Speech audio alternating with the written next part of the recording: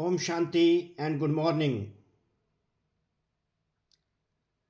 आज हमारे प्यारे मीठे बाबा शिव बाबा, भगवान शिव बाबा ने हम बच्चों को जो सम्मान दिया वो है मैं एक चीयरफुल आत्मा हूं, मैं एक चीयरफुल आत्मा हूं, अर्थात मैं सदा प्रसन्न रहने वाली आत्मा हूं, खुश नसीब आत्मा हूं।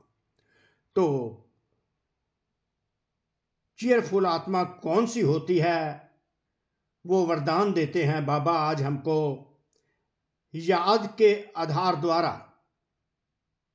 नोट करने वाली बात है, याद के आधार द्वारा माया की कीचड़ से परे रहने वाले सदा चीयरफुल भाव का वरदान दे दिया।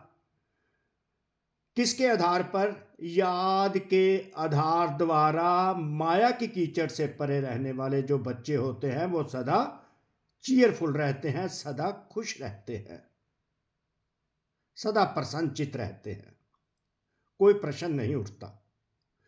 तो याद के आधार द्वारा माया की कीचड़ से परे रहना है। अगर चीयरफुल रहना है तो तब मेरा सम्मान, मैं स्वरूप कौन सा बन जाती हूं? आत्मा चीयरफुल।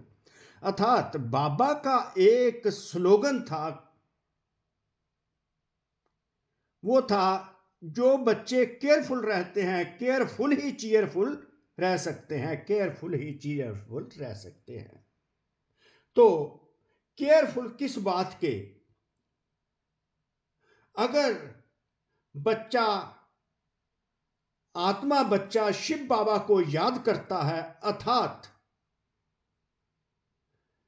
शिव बाबा की याद में जो जो प्राप्तियां मुझ आत्मा को हो रही हैं, मुझ आत्मा बच्चे को परमात्मा की याद से जो जो प्राप्तियां मुझे हो रही हैं, अगर उसका नशा रहे और जो जो वरदान बाबा अमृत वेले मुझ बच्चे को देते हैं और मैं बच्चा कभी बाबा की मुरली को मिस नहीं करता, अर्थात सदा ज्ञान अमृत और योग से नहाता रहता हूं, जो जो प्राप्तियां होती हैं सदा उसी प्राप्तियों के नशे में रहता हूं, वरदानों के नशे में रहता हूं, बाबा के दिए हुए अमृत वेले वरदानों के नशे में मैं आत्मा रहता हूं या रहती हूं, अर्थात मुरली मैं कभी मिस नहीं करता, ना मैं मिस करती हूं आत्मा।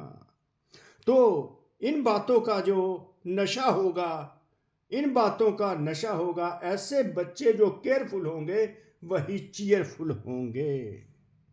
तो अगर अमृत वेले के वरदान याद नहीं रहते, अमृत वेला नहीं होता, मुरली मिस नहीं होती, मुरली मिस हो जाती है, अमृत वेला नहीं होता, मुरली मिस हो जाती है, और जो जो प्राप्तियां हो रही हैं बाबा की याद में और जो जो प्राप्तियां भविष्य में होनी है वो याद नहीं रहती, तो आत्मा कभी भी चीयरफुल नहीं हो सकती। तो चीयरफुल होने के लिए मेरा बाबा दिल से जब हम करते हैं तो बाबा के द्वारा जो जो प्राप्तियां होती हैं उससे मैं आत्मा चीयरफुल रहती हूँ। बाबा के द्वारा जो अमृत वेले मुझे वरदान मिलते हैं उससे मैं आत्मा चीयरफुल रहती हूँ। जो जो मुरली से पॉइंट्स मुझे मिलते हैं उनका मैं आत्मा मंथन करती हूँ तो मैं आत्मा चीयरफुल रहती हूँ। इस प्रकार अगर ये केयर करती हूँ तो मैं आत्मा चीयरफुल रहती हूँ, अगर अदरवाइज मैं आत्मा कभी चीयरफुल नहीं हो सकती।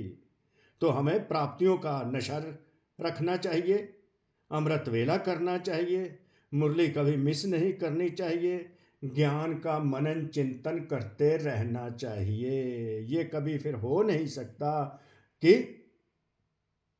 मैं आत्मा चीयरफुल ना रहूं।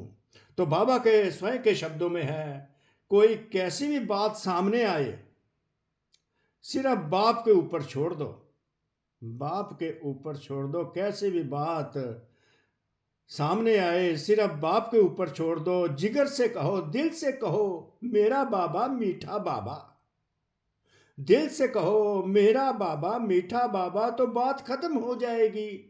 बात कैसे खत्म हो जाएगी? बाबा की प्राप्तियां याद आनी शुरू हो जाएंगी, बाबा की जो भविष्य में प्राप्तियां हैं वो याद आनी शुरू हो जाएंगी। बाबा के वरदान जो है मिल रहे वो याद आने शुरू हो जाएंगे। बाबा का ज्ञान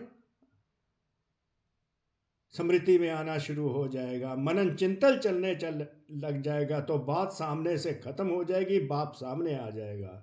तो ये बाबा शब्द दिल से कहना ही जादू है। माया पहले पहले बाप को ही भुलाती है, इसलिए सिर्फ इस बात पर अटेंशन दो तो कमल पुष्प के समान अपने को अनुभव करेंगे। जब बाबा याद आ गया, बाप याद आ गया, बात वहां रहेगी नहीं और मैं आत्मा कमल पुष्प समान हल्की फुल्की अनुभव करूंगी, चीयरफुल अनुभव करूंगी। याद के आधार पर माया के समस्याओं की कीचड़ से सदा हम परे रहेंगे। कभी किसी बात में हलचल नहीं आएगी, सदा एक ही मूड होगी, चीयरफुल, किसी बात की हलचल नहीं, बस हम अचल हो जाएंगे। बाबा की याद ही रहेगी, बाबा की प्राप्तियां, बाबा के भविष्य में प्राप्तियां, बाबा के वरदान, बाबा का मुरली चिंतन चलना शुरू हो जाएगा और बात का असर खत्म हो जाएगा, बाप का असर शुरू हो जाएगा। तो दिल से बोलो मेरा बाबा मीठा बाबा, तो हम कमल पुष्प समान हल्के चीयरफुल हो जाएंगे। तो कोटि कोटि शुक्रिया शिव बाबा का। इस प्रकार मेरा मूड सदा चीयरफुल रहेगा और मेरा स्वरूप भी जो हो जाएगा चीयरफुल आत्मा का हो जाएगा। मेरा स्वरूप है ही चीयरफुल, तो सदा चीयरफुल रहना है, केयरफुल बन के चीयरफुल रहना। केयरफुल किस बात के? जिगर से कहना है मेरा बाबा, मेरा मीठा बाबा। ओम शांति।